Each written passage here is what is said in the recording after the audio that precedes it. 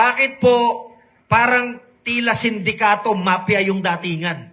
Walang kawala eh. Pagka sinabi po nating chain of command, hindi gagawin nung nasa ibabayan nang walang matinding utos sa itaas. Ang tanong, sino kaya yung nasa itaas ni Provincial Director? It must be the Regional Director and so on. So ang pinakadulo po nito, tatama po to doon sa tinatawag na pinakamataas po sa kanila. At sino po yan? Sino po yan sa tingin ninyo? Ito po ay ang presidente ng Pilipinas, si BBM. Alam mo, nasa konstitusyon yan, mabigat yan to peaceably assemble for redress of grievance.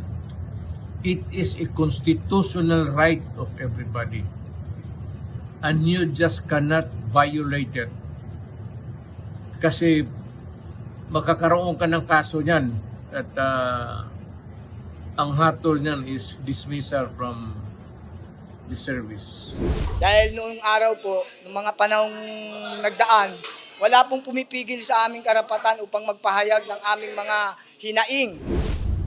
Ako, dumaang presidente. Hindi ko ginawa yan sa buhay ko. Nung mayor ako, hindi ko ginawa yan sa buhay ko. Huwag kayo maghanap ng sakit ng ulo. Kasi pag napailan kayo ng kaso, si Marcos hindi tatagal dyan. Balang araw, bababa yan ang kaso ninyo, sarili ninyong sakit ng ulo. So pag ito po, pinayagan po natin ito na hindi natin gagawan ng kaukulang legal na aksyon, wala na po tayong magiging kalayaan sa pagsasalita. Hindi ho natin pwedeng palagpasin ang ganitong mga pagkakataon. Meron po tayong mga legal remedies na pwedeng gawin po rito. I-announce po namin sa inyo later on kung ano ang mga planong gagawin.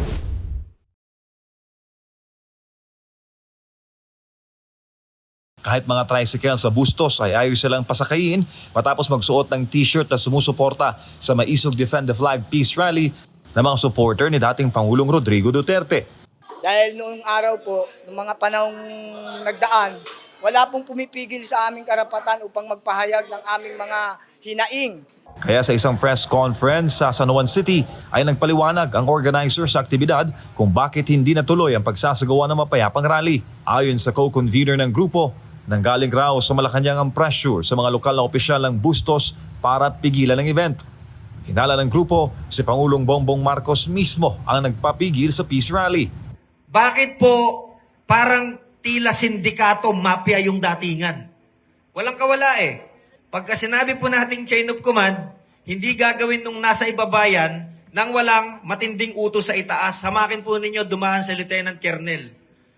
Pababa po sa Police Staff Sergeant. Sino kaya yung nasa likod ni Lieutenant Colonel? Malamang, it must be the Provincial Director. Ang tanong, sino kaya yung nasa itaas ni Provincial Director? It must be the Regional Director and so on. So ang pinakadulo po nito, tatama po to doon sa tinatawag na pinakamataas po sa kanila. At sino po yan? Sino po yan sa tingin ninyo? Ito po ay ang presidente ng Pilipinas, si BBM. Saan pa ni Piloso po, bakit raw yung mga makakaliwa ay hinahayaan ngayon ng gobyerno na mag-rally? Gayong sila naman daw sa kanilang grupo ay hindi naman kalaban ng pamahalaan at ang nais lamang nila ay manawagan sa administrasyon. Na kami naman po, hindi naman kami komunista, hindi kami terorista, at lalong-lalong hindi po kami kalaban ng gobyerno. Nais lang ho nating ipahayag ang damdamin ng taong bayan. Matatandaan na pinarada sa entrance ng venue na Maisog Rally sa Bustos ang isang dambuhalang trailer truck para hindi makapasok ang organizers at attendees. Natakot na rin ang mga supplier ng light and sounds na magpunta dahil sa matinding pressure.